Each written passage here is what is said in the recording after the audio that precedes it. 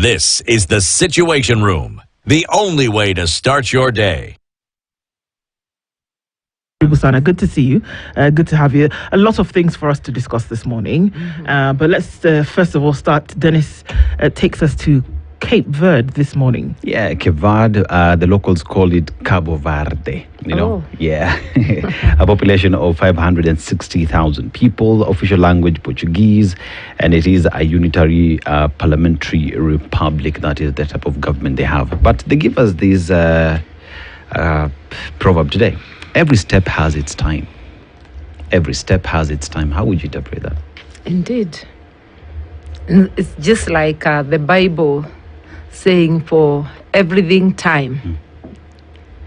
And every season has its time. It's time. Yeah. Every season has its time. Straight and simple, eh? Yeah. Indeed it is. So, I mean, we obviously are at the junction of a very interesting time in Kenya's politics, but we've just come off of burying the late Raila Odinga. He's left the stage. And I think that, and I'll be bold enough to say at this point, that you were not given ample opportunity to speak on what you feel about Raila Odinga, the man in a position where the world was watching. You were his running mate. You were his legal counsel at some point. You worked with the man for a very, very long time. And I want to get your thoughts, first of all, around what you did feel about him and what you think going forward. Let's start off there. It was a sad and an unexpected loss, noting that the brother had just announced, yes, he's been unwell, but recovering, and, so there was hope that he would come back home. So it was a shock to everyone. But saying that I wasn't given ample time is an understatement. I wasn't given any time at all. You look at the regime, good to give him a state burial, but wrong to try to own him to the exclusion of others. Kenya, by definition, is a multi-party state. So every state function, because the state includes the people. It's not a state for leaders in office. It's a state. The Kenyan state includes everyone.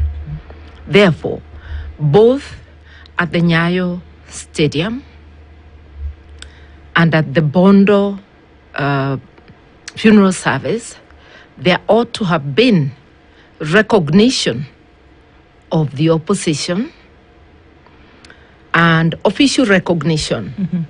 Kalonzo did mention our names when he was given an opportunity, but there ought to have been formal recognition.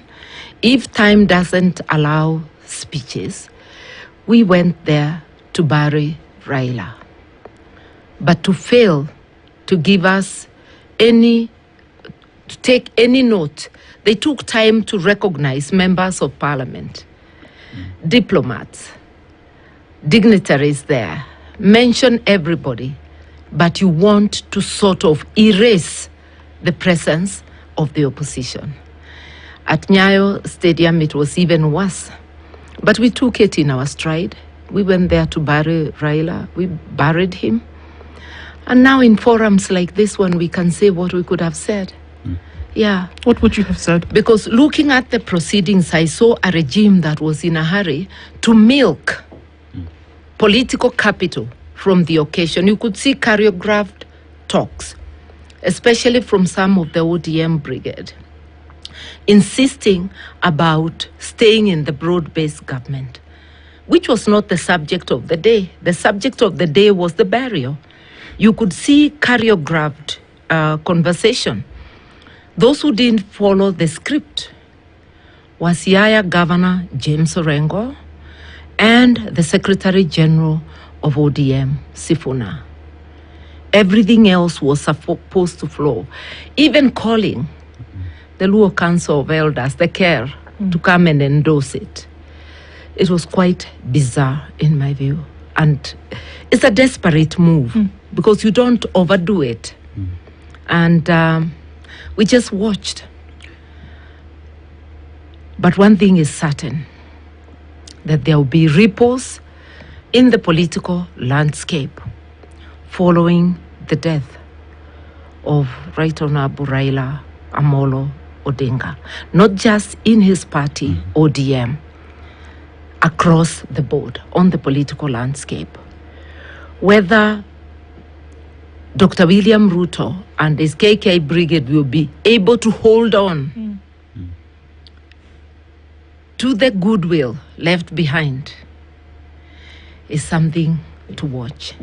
But I don't think, When you talk about the man Raila Odinga, and he's been described as an individual who never harbored any grudges, You talk about his detention by former President Moi, and he got out and worked with the man. You look at his differences with Kibaki, they worked together. His differences with Uhuru Kenyatta, they worked together. I also disagreed with him. And you ended up being his running mate. Yes.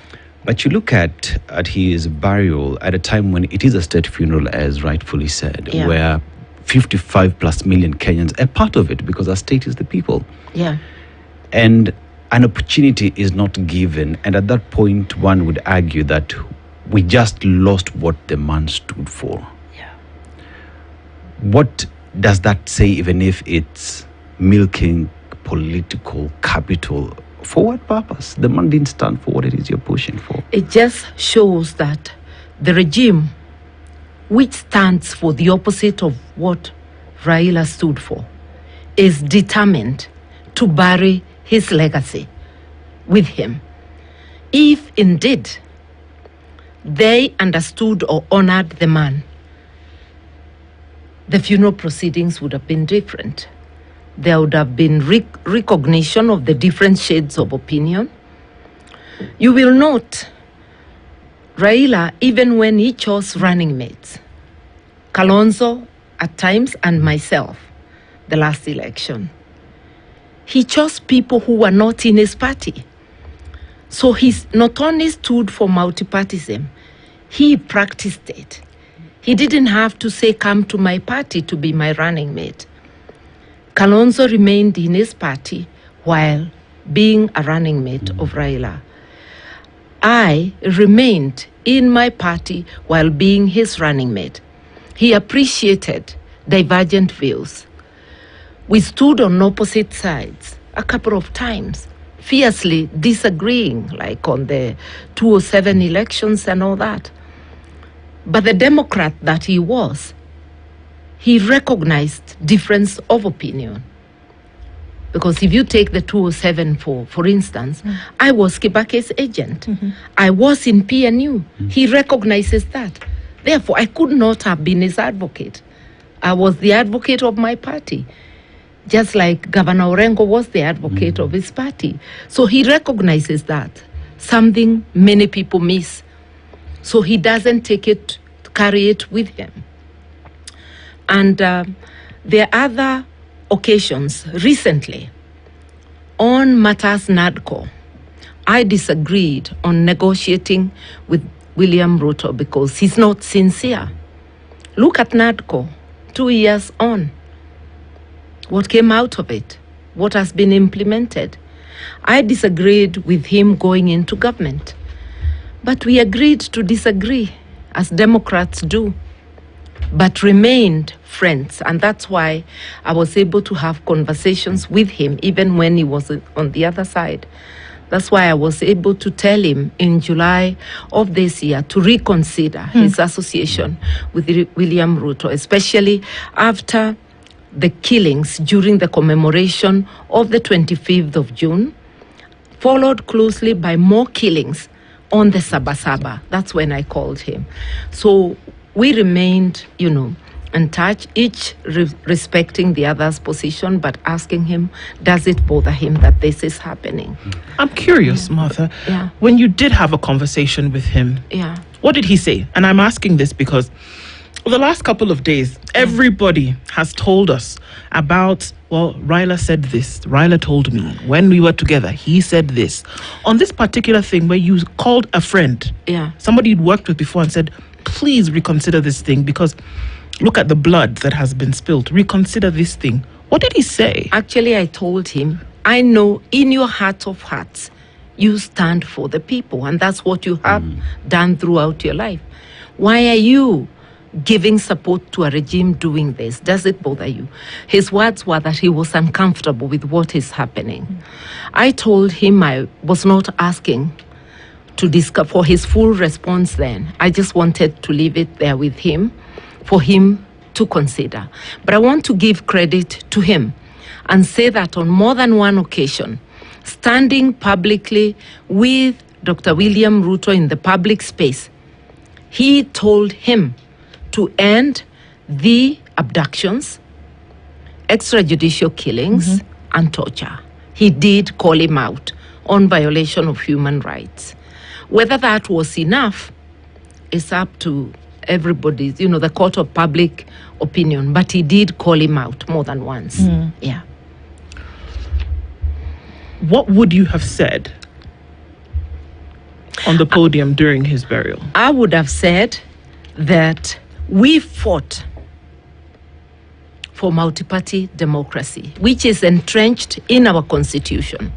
And therefore, I will remain in opposition. And opposition will remain because it's sanctioned by the constitution. And therefore, the move to bring all parties under one roof is actually unconstitutional. We must have opposition. Number two, I would have said the greatest honor we can give Raila is to follow his ideals. And one is to uphold multipartyism. Two, to uphold the rights of the people. And therefore, the regime must stop violating the rights of the people. Abductions, extrajudicial killings, and torture. And must always act in the best interests of the people. I didn't need more than 90 seconds, but I'm saying it here. Yeah, because you cannot say you are honoring a person and then you continue to do the opposite. Raila's life, most of his life, he was in the trenches fighting for the people.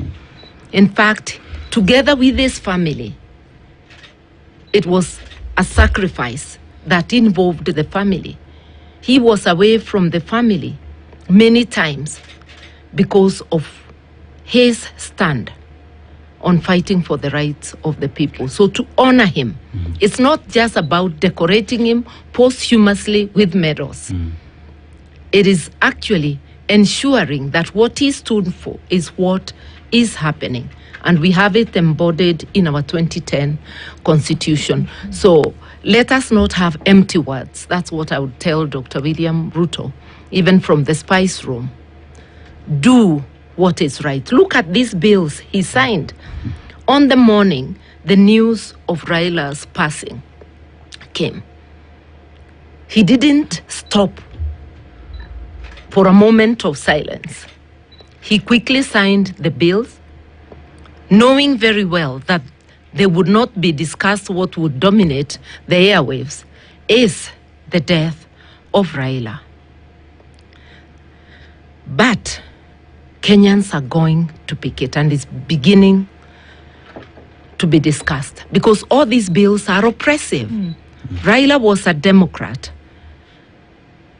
Ruto is returning us to the dark days. The amendments to the cyber laws is meant to go after. Already they are going illegally, and the court dismisses their cases. They're going after people who comment, who post things against the government on the media, even things that are not criminal offenses, that don't make sense. Now they are tightening the law, so it will not matter that it's something you have a right to express yourself as if they think. So we are giving the control over your thoughts and actions to the state. This is something we must resist. We must resist giving the state oppressive control on matters land, so that community land already, this regime, during its tenure, this is a grabber's paradise. Then they go ahead and make laws that allow the state to have a say. Yet the main grabbers are sitting in big offices. Dr. Ruto has been mentioned in the Dabibi land case, which is still in court. The Kiugori's land, his name featured.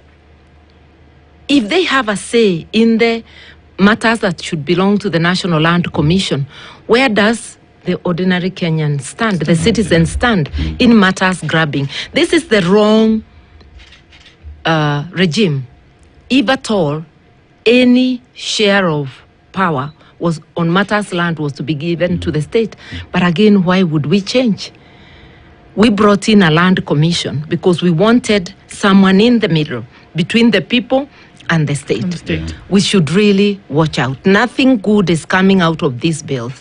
And if we think we have a parliament, Dr. Ruto has already swallowed parliament. You know, when you talk about the parliament, let's just go back, first of all, from what James Orengo said, and requested the president, please, Mr. President, don't kill political parties, because the man that was being laid down to his rest fought for political freedoms in this country. You know, and there will be political consequences, whether Kenyans like it or not, whether the political class likes it or not. We've already started seeing it. The way members of ODM itself spoke at the burial of their boss. And with that then comes the question, it is feared, or the Kenyans are saying, nani atatutetea? You know, nani atatutetea, which the way forward? Because if you look at even the bills that were signed, Kenyans are asking, rightfully so, when and where was public participation? Where was this National Assembly that all of a sudden now, including those who called this man a witch at the time, are now speaking praise to this man? Do we even have a National Assembly that understands its job? No, it's already been swallowed.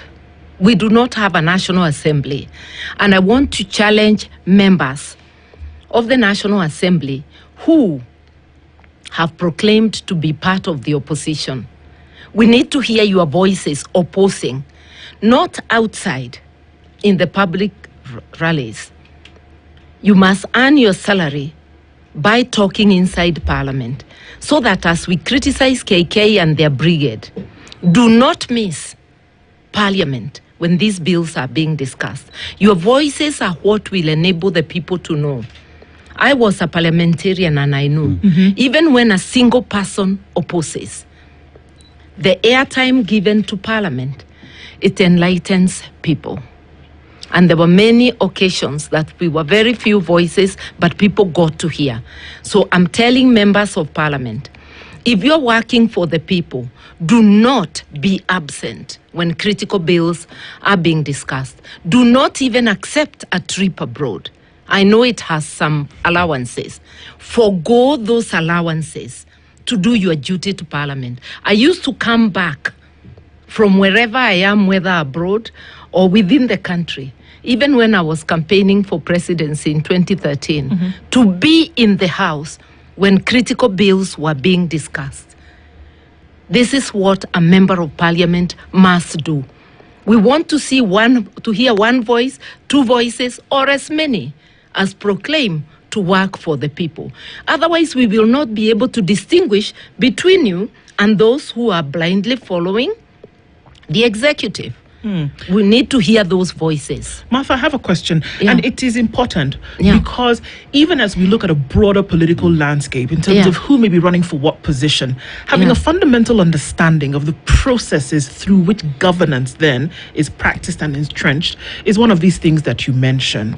And most times we don't make decisions not because we don't want to, but because we do not understand the process for which that decision is an outcome.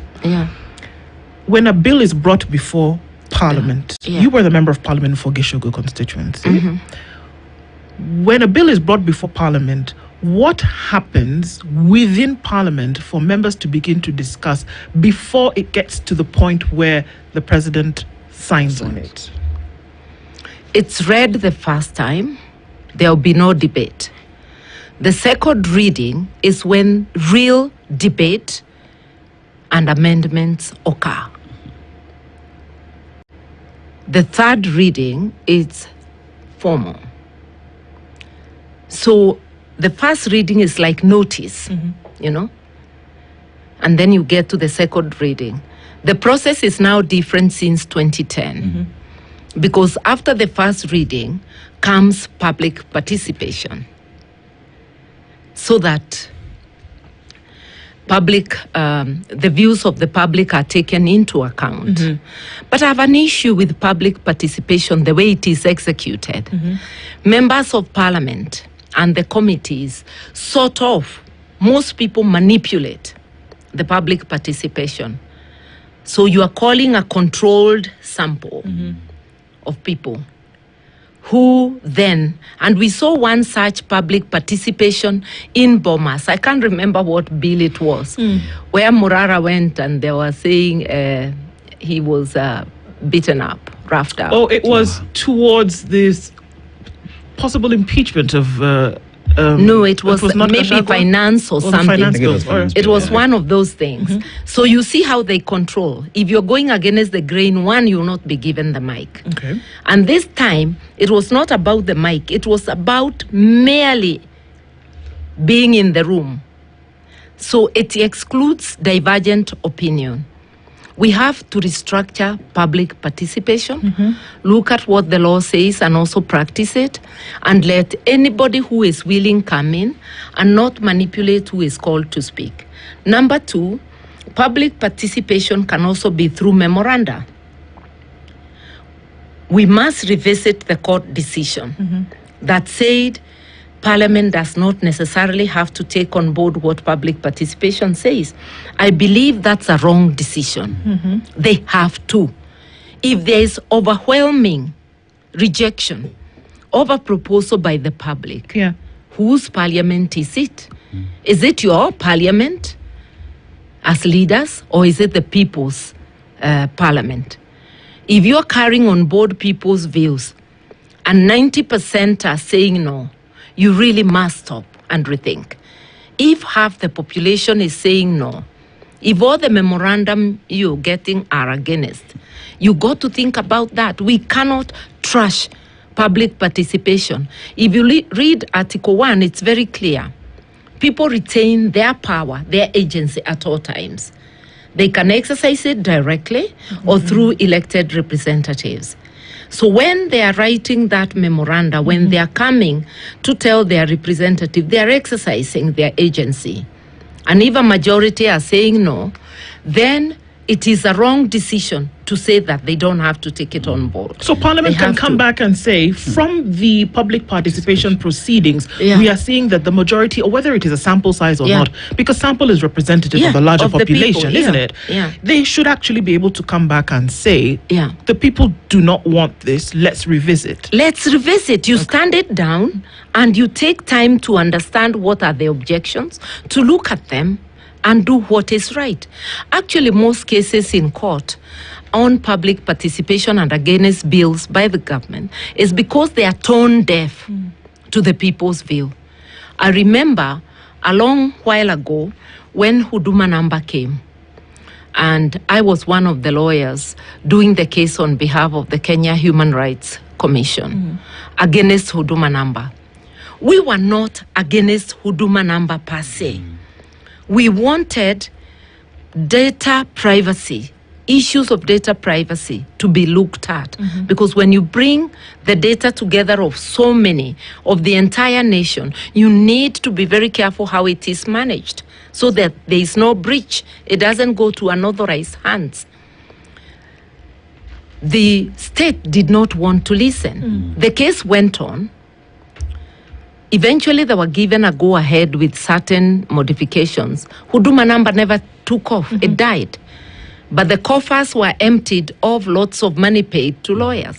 Why wouldn't you sit down with the public when they raise an issue and discuss? We are still at that stage. We have a constitution that gives people a say, but we have officials of government and the government itself being tone deaf and taking you as a criminal when you question. Yeah. Martha, we talk about tone deaf, and I just want to look at bills that originate from the government. And I would want to correct me if I'm wrong. Yeah. By the time these bills are coming up, they have gone through the office of the Attorney General, who's the chief advisor, a legal office for the government, right? Yeah. And it comes to the National Assembly, who again has battery of lawyers to just guide on what is right and what is wrong, including the processes that are there. So by the time a bill goes through this entire process and omitting a specific integral part that is public participation, looks, or rather paints a picture of, we know what the law says, but Wakenya mtadu. Actually, it's the mutadu culture. It's impunity. The state is being run with impunity, not under the rule of law, not with adherence to the constitution. We know what is supposed to happen, but we will not do it. We will talk about what we should do, and we will do the opposite. If you listen to Dr. William Ruto, you would think that they shared a lot in common with the late Raila Odinga. Absolutely not, because he stands for something totally different. Even the way the proceedings were conducted can tell you that. Even having choreographed group from within the ODM to only sing praises of the union between it and the state. They even forgot that they were mourning. You think that was choreographed? Yes, because you could see, and in between they bring the care, because you want the people to know that even the elders, the entire community has said so. Was it a ceremony to endorse the union between ODM and Dr. Ruto, or was it the burial of Right Honorable Raila Amolo Odinga?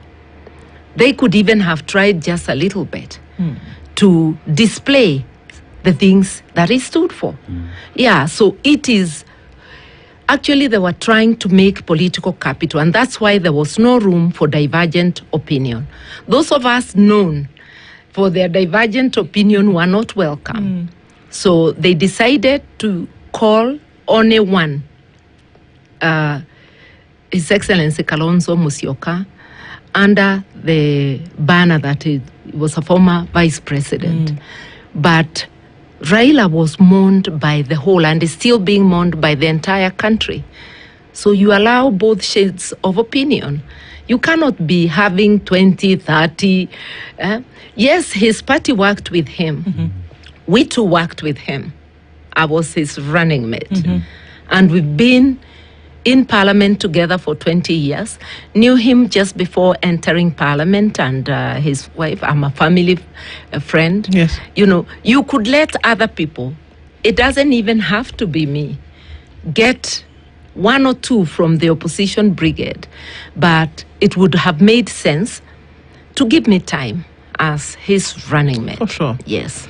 I mean, that goes without saying, and I think the decency of it is very loud in terms of then what could or could not have. But what we said is that we went to bury a man we worked with, we respected, a man we considered a brother, a friend, and having done that, we left. Yeah. That also was the platform for a lot of the beginnings of conversations about how the political tide essentially would either recede or will then come towards the beach. Yeah. And it is clear that perhaps there will be realliances. Raila has been titled over the last couple of days as the king of alliances. He was the one who was then able to drop any kind of animosity, any kind of hurt, and say, okay, fine, let's work together. In his death, it's also being seen as that as a result of his death, there will be more alliances. Yeah. Kalonzo Musyoka, who you referred to quite often already this morning, is already being said as perhaps the one to be targeted to cross over to the other side. Is that an impossibility? I think only him can answer, but so far he's been targeted and he hasn't moved. Yeah. Yeah. So I think he needs to be given credit that he's been firm. He showed a firmness that has not been associated with him before. I don't think so. Okay. Yeah, but I think there will be overtures. Looking at Dr. William Ruto, reading his mind, he would want a one-party state. He would want to be king, if he could. If we were Americans, we should be holding a rally, no king. But instead, here we call it one term. So he knows the country is one term. He would want that one term to be a lifetime for him. We really must demystify power. As Kenyans, we must uphold and adhere to our constitution, and we must fight for it. The fourth president of the Republic, Uhuru Kenyatta, said so at Kasarani. Uncharacteristic. He said Kenyans will fight for their rights. I am saying those rights are in the constitution. Let us refuse any alterations of the constitution, especially under this KK regime that does not respect the constitution or the rule of law. And even these proposals of a term of 7, that alters the executive. Elections were held under the banner of 5. You cannot alter the executive to 7 through a parliamentary amendment. It has to go back to the people. And for what reason would we be giving the KK regime an extra 2 years to continue being an extractive state worse than the colonial state? A regime that is ready to raid your entire payslip and leave you without enough food, without amenities, making nonsense of why you go to work every morning. A regime that will not respect your rights, that will use the guns that we have bought for our defense to kill you. Look at what happened at Kasarani. Why on earth would anybody order shooting of mourners? Mourners can be excited a little bit, but they're harmless. There's nowhere where we have been told the mourners did anything wrong. Even at Kasarani, if they were a little animated, wishing to pay their last respect to the body, they posed no danger to anyone. Look at Parliament. They climbed the gate. They did not pose any danger. Look at the airport. They went right up to the aircraft. They didn't damage it. They did not damage anything. If there was shooting at the airport, it would have been hundreds. So why shoot at Kasarani? What happened there? We saw the CS Murkomen in an attempt to try and stop this, or at least ask questions in terms of what was going on there. And actually, came down from where he was seated to ask the men in uniform to, desist from this. Would that not have bared some kind of, imagine, thought? Even the tear gassing was wrong. Yeah. But in an extreme situation, then you could be, if we were talking only of tear gas, it would be a lesser evil. Although tear gas can also choke to death. Yes, it can. And it can cause a stampede. But shooting live bullets directly at people, because I saw bodies with gunshots in the head and in the chest. What we need is accountability. We need to know who issued that order. We need them arrested. We need to know who shot. And media has already provided images of who shot. Therefore, it's possible to know. Now, if Dr. Ruto and his government do not want blame for that shooting, we need accountability. And they still will have blame because he told people, shoot them in the leg. Once you give an order for people to be shot with the guns that should be protecting them, that kind of thing is bound to happen. And I remember telling a member of the government, a PS, and I will not name them, when we were at the airport, and I saw them roughing people who had entered the lounge, actually punching. I saw police punch. And I went to the PS and told him, this is so wrong. You don't punch mourners. You just redirect them and tell them don't pass through here, go back. You see? And I cautioned them on use of force. I didn't know that it was going to happen a few hours later at Kasarani. You know, when you talk about the mourners going all the way to the airport is one of the highly secured places in the country. Yeah. Mourners went over the fence. They got to the aircraft. They wanted to ferry their man to where they wanted. Yeah. Expressway, people don't walk on expressway, but Kenyans took advantage. That day was of a special day. Took advantage of it. But here we are having the law, the constitution of the country that is so clear on what needs to be done. One would even argue by the time you give an announcement that this will be a state function, it will be a state funeral. Yeah. The law guides how that will be done, you know. The law and common sense, which doesn't appear to be common in the people sitting on high places. Yeah. Then we have conversations on a term of 7 years, and the person pushing these again is a student of the law. You know, is a lawyer by profession who understands the law. Go to Kasarani and there is people being shot and killed, and appears as though, Martha, the law to some people in the country is a suggestion. That is exactly the opposite of what Raila Odinga stood for. You know, the rights of the people. He fought for the constitution, so he stood for the rule of law. Why would we devalue the life of citizens that much? If you look at mature democracies, and the best example I can give is France, when there were demonstrations that turned rowdy, and they were massive, they even broke into shops in Paris, there was minimal loss of life. I don't know whether it was just one, you know, because property is not greater than life. And you can see a police force that is ready for crowd control.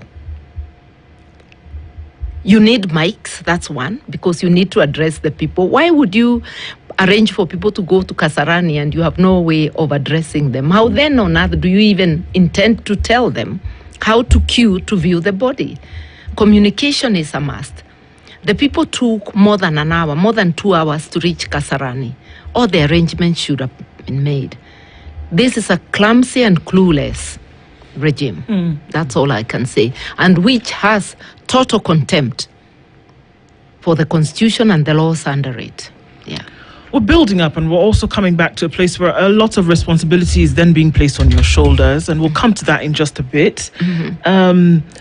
But your principal partner, Rigathi Gachagua, was missing from a number of these proceedings. Many would say that the most that they saw from him was a message of condolence that he put on his social media. We don't know if he went to Karen. Likelihood that he did not. I wouldn't know myself. And those are questions that are better asked of the man. We each mourn in different ways, and our relationship with our departed brother were on different levels for each person.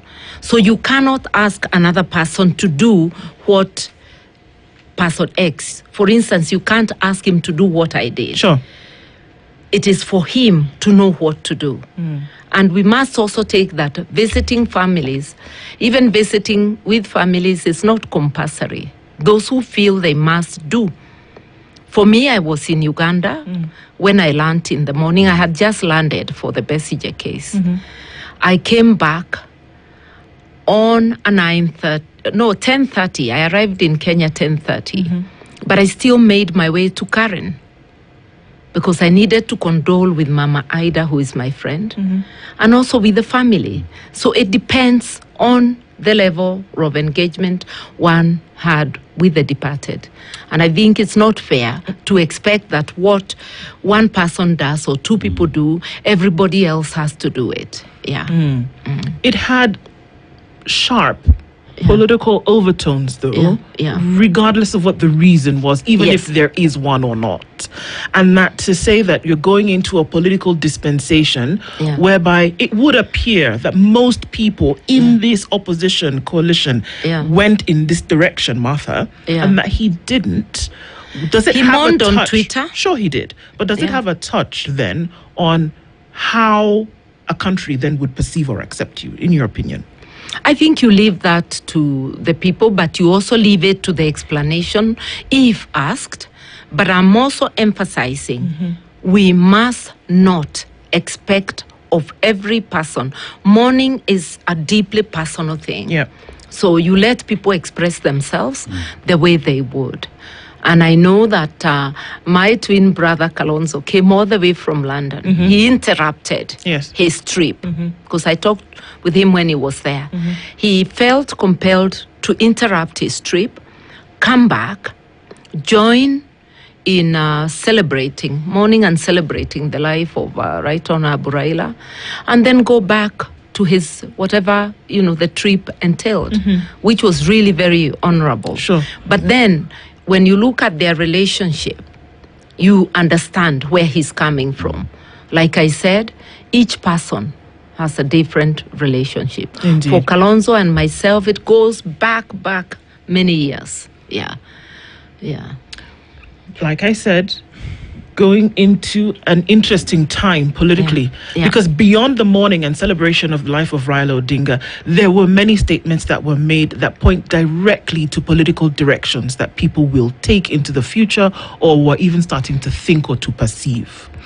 And that the united opposition also taking a position whereby they said the things that Raila and Kalonzo Musyoka gave a bit of an opening to this, that the very tenets of the things that Raila Odinga fought for throughout his life are the things that the united opposition was going to insist that they continue doing. Yeah. Is that the position? That is the position. A luta continua. We will continue pushing for respect of the people's rights, adherence to our constitution and the rule of law, and for the state always acting in the best interests of the people. And that means stop selling our critical assets like the pipeline.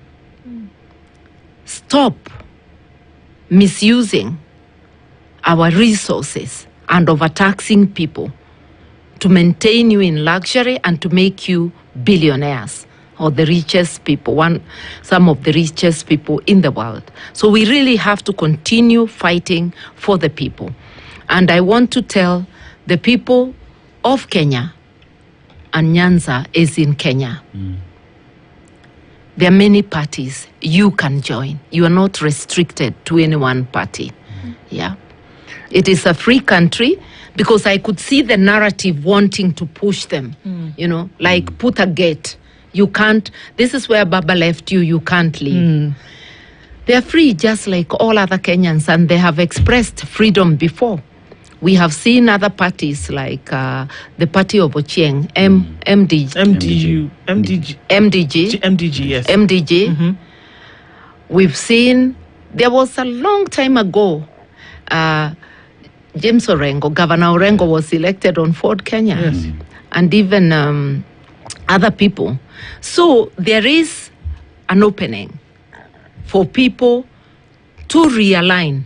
Let those who feel they want to work with Dr. William Ruto do so, but let them not force everybody else who feels differently, because there are many who feel differently. Let them go to the formations that they feel they can work for, and especially those who feel that they share the ideals of democracy and adherence to the rule of law, respect for human rights. Let them look for partnerships where that is observed. Our doors will remain open.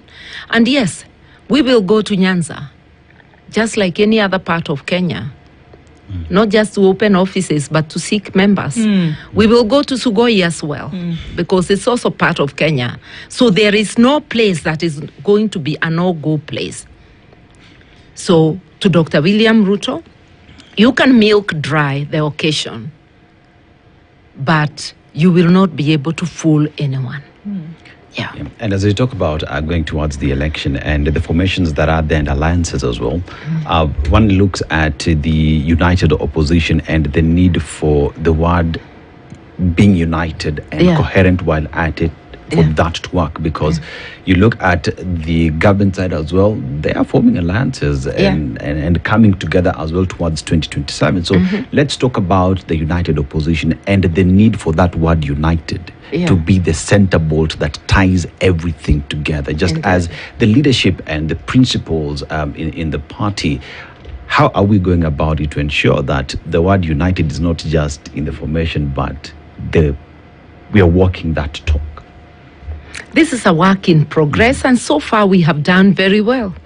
I'm yet to hear anybody say so far so good. But as an insider, I'll tell you this: so far so good. We are doing well. We now have an official spokesperson in the person of Dr. Mukisa Kitui. And we are moving.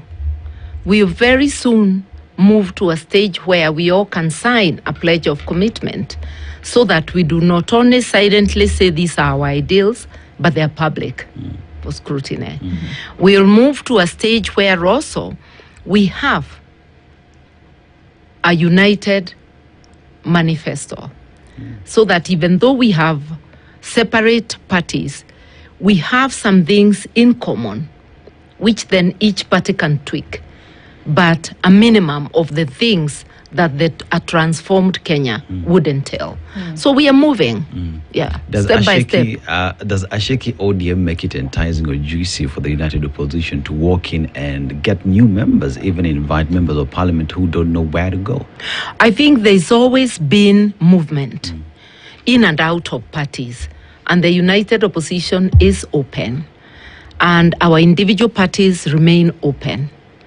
And PLP, for instance, recognizes that Saul had the opportunity to become Paul. So it doesn't matter where you start, where you end is what matters. And all of us do sleep at some point and then pick up the pieces, reorganize ourselves and move on. So we must remain open, to people who want to come in. We must keep on adjusting. We also, it's a learning curve, because our socialization is from different backgrounds. So when we say these are our ideals, it's a learning curve, everybody bringing themselves within those ideals. And the ideals we embrace are what is in Article 10 of our Constitution, the values and principles of national governance. You are the party leader, of your party, of the People's Liberation Party. You are. And had Raila Odinga won the election, you would be president today. With all other matters remaining constant, you would be president today. Do you still desire to be president of Kenya? And how will that work if you do? One, I do not look back on what could have been. I look ahead at the possibilities ahead of me. And there's an election coming in 2027. And therefore there's a chance for me to be the Chief Executive Officer of Kenya, aka President. I've already declared, and I've already been given the go-ahead by People's Liberation Party, PLP, and we are within the united opposition. My duty is to work hard to market myself and the ideals of the People's Liberation Party, so that I end up being that flag bearer, and I run to be the president of the country. So I repeat, I don't look back at what the opportunities would have been. I look ahead at the opportunities ahead. But even as we look ahead, Martha, we have to look at today. And one thing that Kenyans struggle with today is high cost of living, right? Yeah. Kenyans struggle with the fact that they are paying for debt for which funds don't know what it is they did. Yeah. And with that, there's entire conversation on ODA's debt. And people have pronounced themselves on what they would do. What is the position from the United Opposition, especially on ODA's debt? I will talk about, I said the United Opposition is now sitting down to come up with a joint document. So I can only speak for the People's Liberation Party. I'll begin by saying you cannot talk of odious debt without first talking of governance, because that's how we get there. And to stop odious debt and to address it, you need to improve governance. Everything rests on governance, and governance is guided by the rule of law. We wouldn't be where we were. If we followed the rule of law, governance would be okay. My first duty as president would be to ensure that henceforth we go according to what our laws say. There's a whole chapter on how public finances should be managed. And using that model, we then would look at the debts. First, you stop the leakages so that all the money that is collected is able to be applied to the needs. One of the needs is the debts. You pay the legitimate debts because we must have a register of debts, and we must be able to scrutinize what debts are legitimate and what are the odious debts. The odious debts, you can contest them in international courts, but the legitimate debts, which may have been misapplied but came to the consolidated fund, those ones you have to continue paying. And I believe, even though we are overburdened by debts, if we stopped abuse of our resources, we'd still be able to pay and to develop. And you do not have to raise taxes. In fact, we would remove some of the unnecessary taxes. You see, like the house levy, all that. Because these are not taxes that help Kenyans. These are taxes that just help enrich cartels. So it is possible to separate legitimate debt from the odious debt. And it is possible also to stop this unbridled appetite of borrowing both externally and internally. And when you stop the internal borrowing, it means the state ceases to apply pressure on the banking industry by enticing them with high interest rates and releases that money to the economy for the businesses to borrow, which automatically brings the interest rates down. When Kibaki came in 2002, there was absolutely no money, and no government except those with surplus ever has money, because money gets applied as it comes in. Yeah. But because the leakages were sealed, that little money, and without foreign funds, was able to jumpstart the economy, have services completely turned around, including having free primary education, including having the hospitals start working, including the water sector reforms, which I led. So it is possible, just like in... This is the Situation Room, the only way to start your day. And things like this. We did see the president yesterday announce yet again for people in Lower Eastern region that there will be 400,000 young people who will get access to at least 50,000 shillings to start businesses, but we can't send children to school. And when I say we can't send children to school, I know what I'm saying, because high school students who are done with the term have been sent home. Why? Yeah. schools cannot afford to keep them there anymore. Capitation. Because the 4,029 shillings that they should have received for third term has not been paid. Indeed. So when the people talk about governance, that is what they're talking about. All these other things to them are a far cry. It's the very basic. So the question that Kenyans are asking as I go to cast my vote, I want it so that there's food in my belly and a place for my children to go to school. You know, this is what we are talking about. The person who delivers not the promise, but the solution is the person that Kenyans are looking for. How do we work out these problems? How would they work out? How can you work it out? You've actually asked a very critical question. Do not listen to what I say. Listen to watch what I do. Because as politicians, as people wanting positions, we say the same things. I will say free education, primary education and secondary. The next person will say the same. We'll sing it as a chorus. We'll talk of access, universal access to health. Everybody will sing it.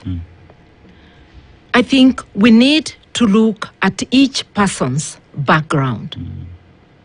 If you have been a part of the corruption, if your name is intertwined in every corruption scandal, you are unlikely to solve the problems of Kenya. Because why is capitation not reaching and is budgeted? It means the money has been corruptly diverted to other areas. Where does Dr. William Ruto get the money that he goes promising on the roadside, like he did in Kitui? If it's not in the budget, will it drop like manna from heaven? It means here is a person who is not ready to follow any rules, any procedure. That is why you can stand and tell people about money that is not in the budget. It means you will follow nothing. And that's why capitation will not reach, because maybe that money is the one that is being given people who visit State House, whether it's teachers with 10,000 or people from the various counties with 5, 10,000 or whatever amounts they are getting. It means you are robbing the services to do your politics. So look at what we do and the consistency of our actions more than what we say. And lying, as President William Ruto often does, desecrates that very office.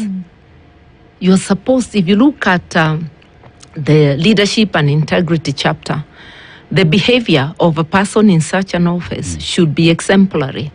You should not lie knowingly. And his falsehoods have gone to an extent where he has been called out by the clergy, by the media, by virtually everybody in this country. I think that's where the problem is. But it is not only Dr. William Ruto. Examine each one of us. You cannot be a solution to the problems you have created. And this is something we were telling people in the 2022 elections, but they did not see it then. This is a thing you must look out for when you are electing your MCA. It's not just about the presidency. It's about the 6 seats. Your MCA and governor are your county government, and the county gives you every day-to-day service. Those of us in Nairobi know the mess Nairobi is in. So the president you elect will never come to be your county government. So start with your county government, MCA, and governor. And if you think Nairobi is too big, just start with your ward. Ensure that we get a good MCA in your ward. If everybody is doing that in their ward, we have sorted out Nairobi. They'll be able to hold the governor to account. Then let's go to the constituency. Get yourself a good constituency member of parliament, a good women representative, and a good senator. Crown it with getting yourself a good president. and then we can start the cleanup of this beloved republic of ours. We can start working for the people. Martha, you speak in terms of Yeah. individuals who put in office, and one sure way of knowing if someone is a solution or a problem is by looking at their history. Yeah. And one would argue that these are things that are in the public limelight for us to just sit and critically look. And one would say, at the time when you are in the water ministry, we look at the decision to devolve the services so that we have the Water Services Board and how that brought water closer to the people. At the time when you were in the Justice Ministry, and at a point when decisions were made without you being involved, you say, you know what, peace, I'm out because I ought to be part of these decisions. Yeah. But here we are today where you look at what Kenyans do at the election day, and most of the time is I've been given 200, 500 bob, take my vote. And these things come to bite us later. So in terms of just speaking to Kenyans, in terms of people they put in the office, because you look at the power that an MCA has in checking the governor, and one would say at the counties, the person with the highest power is the MCA, because they will take your very resources. Extrapolate that to the National Assembly. President cannot pass a bill cannot have assign a bill into an act of parliament before it is before it passed through parliament. So if we have proper members of National Assembly, the president will always play by the rules because the National Assembly has our back. Just speak to Kenyans on the importance of interrogating each and every individual on that ballot paper. Thank you. I would want to remind Kenyans, even when you are taking a babysitter to look after your babies, a goat herd to herd your goats, or a milk person to milk your cows, you ask them questions. But when it comes to the most important decision for the nation, for the 54 million Kenyans, which is hiring elected representatives, do you ever ask them questions, or do you take the handout and go smiling? Remember that the elected members of the county assembly, of the National Assembly, the governors, and the president are the ones who determine the trajectory of your life for the next 5 years, the sort of services you get.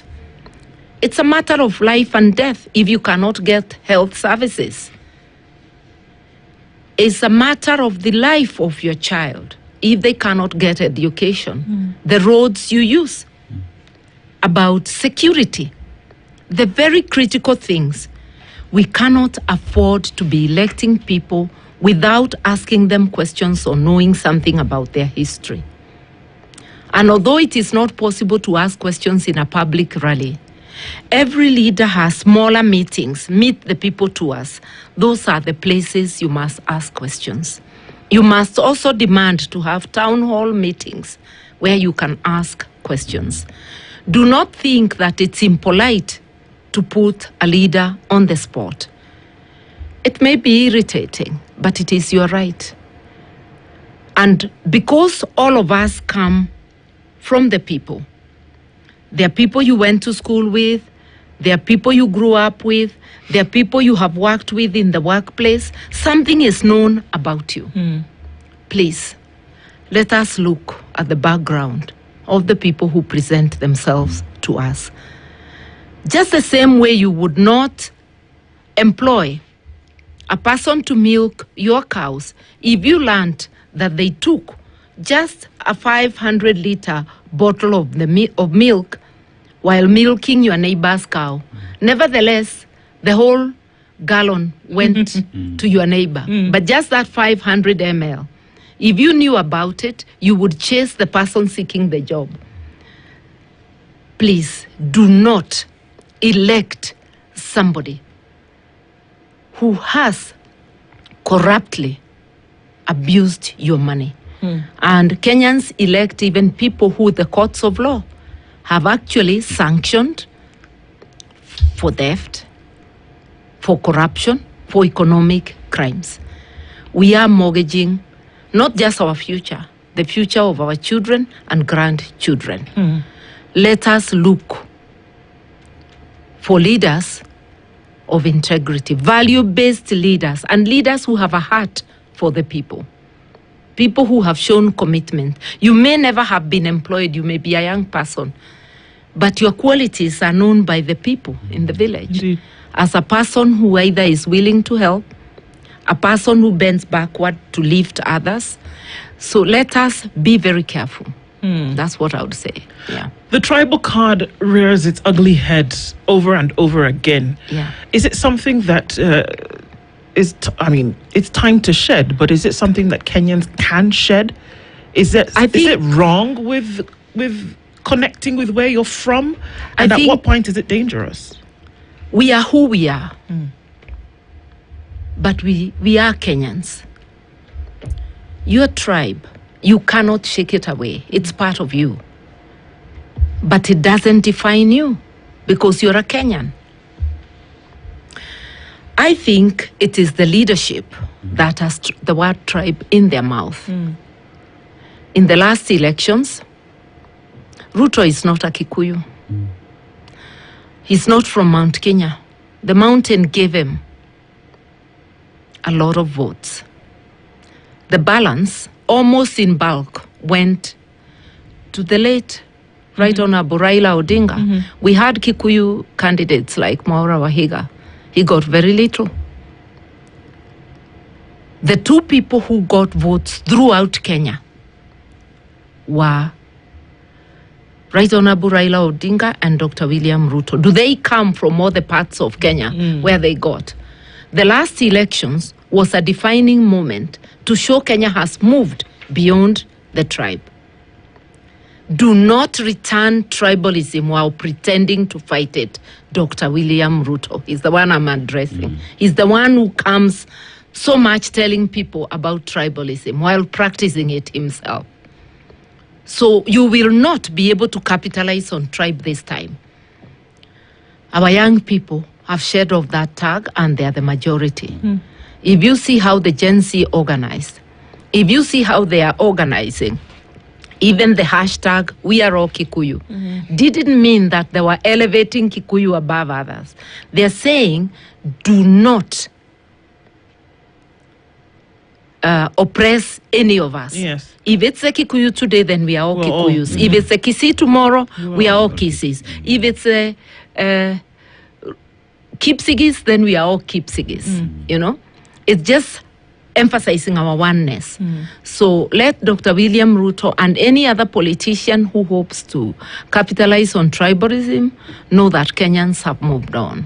Yeah. You know, it's tribalism and the cultures that we belong to are things that are recognized by the Constitution. We belong somewhere. Yeah. And it is using that as a political tool, Negatively. Negatively does not make any sense. Yeah. But even while at that, we look at a situation where the Gen Zs right now, we are all Kenyans, you know, and one would hope that moving forward, the political elite stop using the tribalism as a way to get to power. And one would argue for a very long time, Raila Odinga has, if you want to get to power, just be on the other side of Raila Odinga. He's not there. Just his absence. How does that change the political chess game now?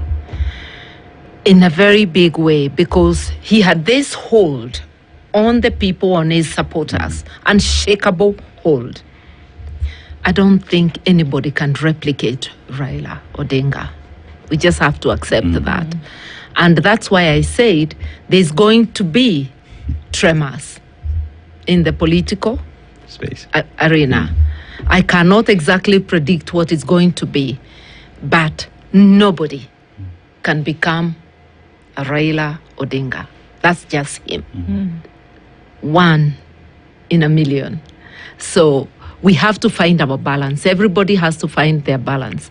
Even those who are desperately invoking his name and even putting words in his mouth. Yet we have media tapes to show exactly what he said. They will not get far by that. Yeah, people will find their balance.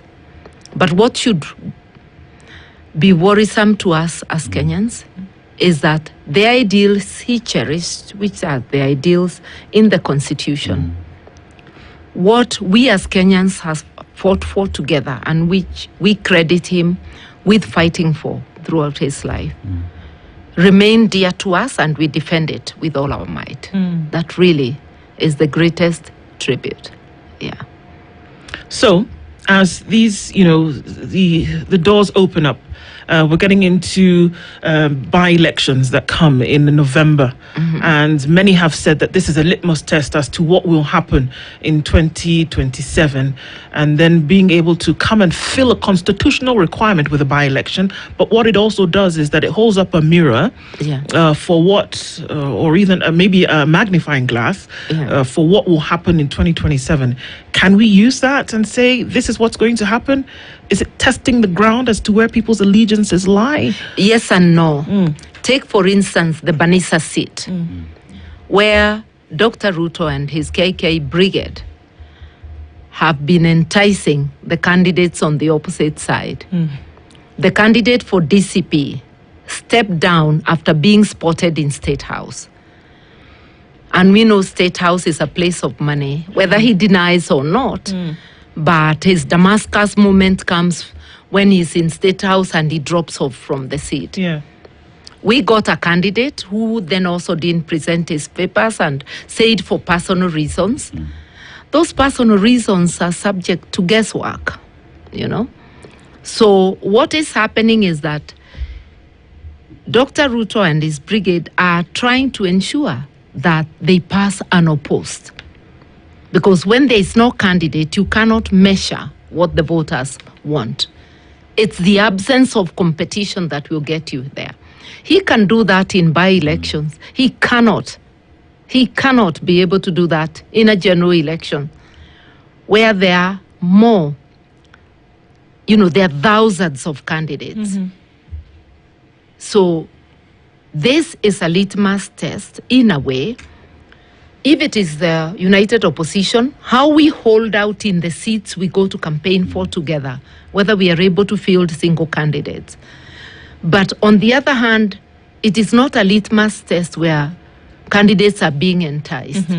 So that can give the KK brigade false joy, but it will not happen. So there are two sides of it, The house on the hill is seen as, one would argue, seems like it's the central bank of Kenya nowadays. Everyone walks in and decisions are changed. But while at that, you look at the Banisa candidate and now everything surrounding him, as well as the candidate that you now say never presented their papers. And from the united opposition, then how would you handle these members in your team? Once a member withdraws, they will just be scarce and not come back. Like ours, we just received a letter saying for personal reasons. I am sure that he will not be coming to the office soon or picking a phone call because he had started by not picking phone calls. So people don't go to say what made them do what they did. And even those known to receive money will always deny. You cannot be able to measure people's hearts. But there's always a commitment pledge people sign. It is not a guarantee. We're just saying that this happens in a by-election. It's unlikely to happen in general elections. You cannot do it on a massive scale at that time. So we will take time to look for candidates of character, but you never can be 100%. Right. I did say that there's a lot of responsibility on your shoulders. You may not know that yet. But then, Kenyans are looking for that opportunity when they'll be able to operate in a space whereby there is not a constant demand on leadership to stand by their rights. That Kenyans want a space whereby they can they can express themselves and not be shot, jailed, or disappeared. That they can wake up in the morning and go and do a decent day's work and get something for it, send their children to school, go to a medical facility, get treated with the promise and the action that comes from government. The very basic minimum is what Kenyans are asking for. And that responsibility is placed on the shoulders of those who are fighting for a better Kenya, you, Martha Karua, being one of them. How do you take that responsibility? I am ready for it, because it's indeed a duty to my country, a duty to myself, to ensure that our country returns back to the rule of law and becomes truly our home, our castle, where we don't feel threatened, where you do not have to worry that your wallet is going to be raided by the government, not to serve you, but to enrich a few. You expect services, you pay taxes, and expect services. At my age, I'm back on the race, not because I want or I need a position. I've lived without any elected position for the last 13 years, and I'm fine.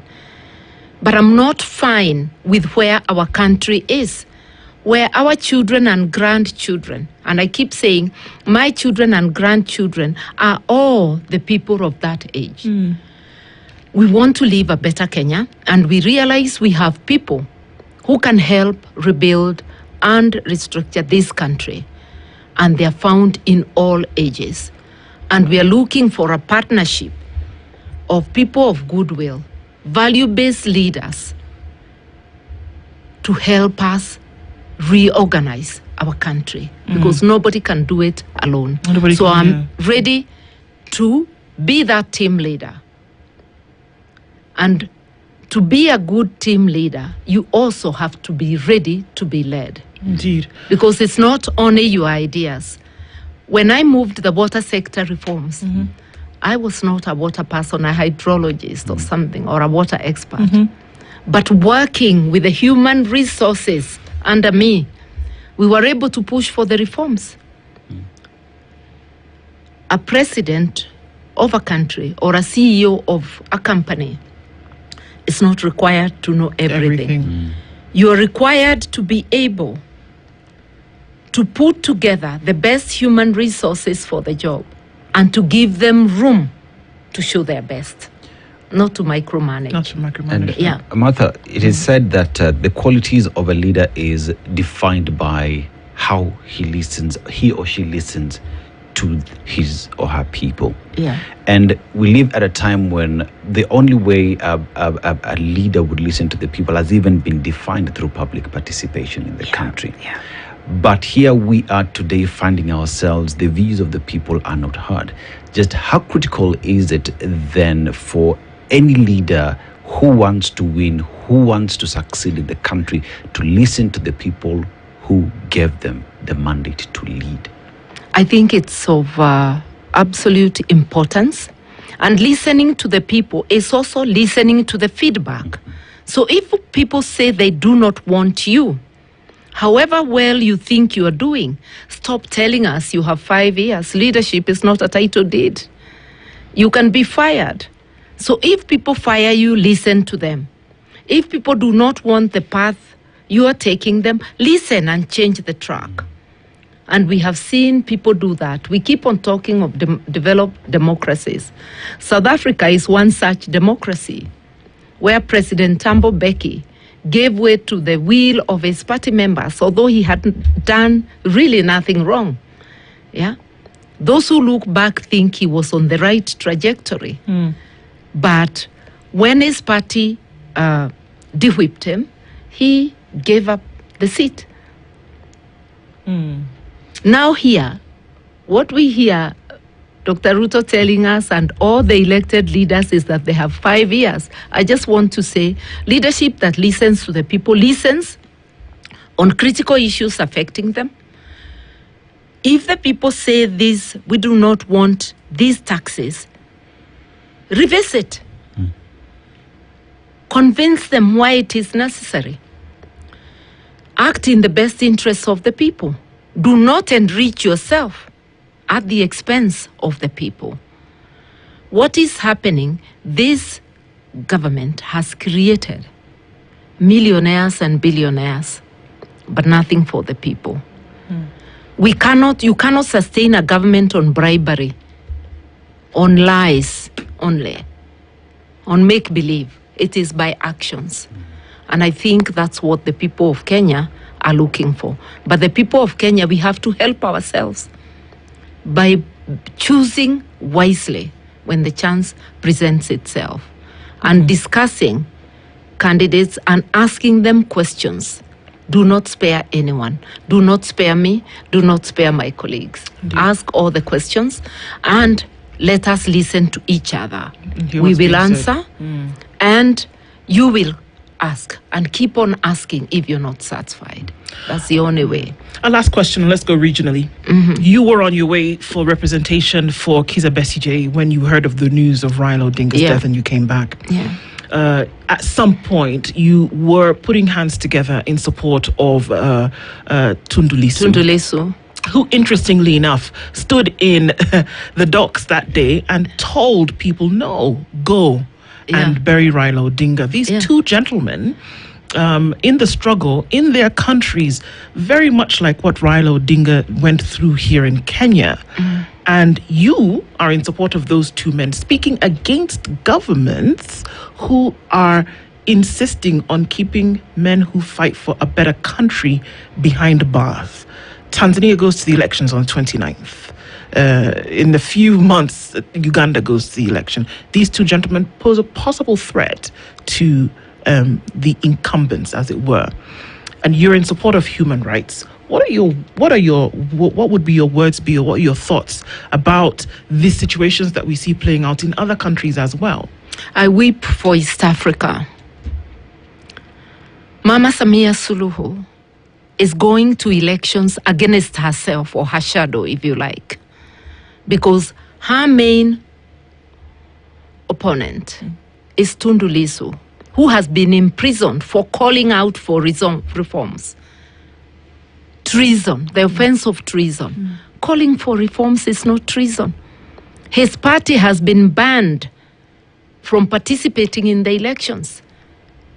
There is a presidential candidate from ACT Wazalendo, but that candidate was a member of CCM, a parliamentarian of CCM. He didn't get the ticket to defend his seat. He crossed over to ACT, became its presidential candidate. So that means Samia is against CCM, against herself. You look at, and people are disappearing in Tanzania. People like Mudude Nyagali, people like Pole Pole, Ambassador Pole Pole, and many, many others. There are those who have been killed. Abductions, torture, killings are the order of the day in today's Tanzania, which is not the Tanzania of Mwalimu Julius Nyerere. You go to Uganda, Dr. Kizza Besigye, abducted from Kenya with the participation of the Kenyan authorities. There's no way Ugandan military can come to Nairobi, abduct a person on their own. They were aided and abetted by Kenyan security forces. There were 8 people, and we believe the 4 who were left behind were Kenyans. The 4 who took them out were Ugandan military officers.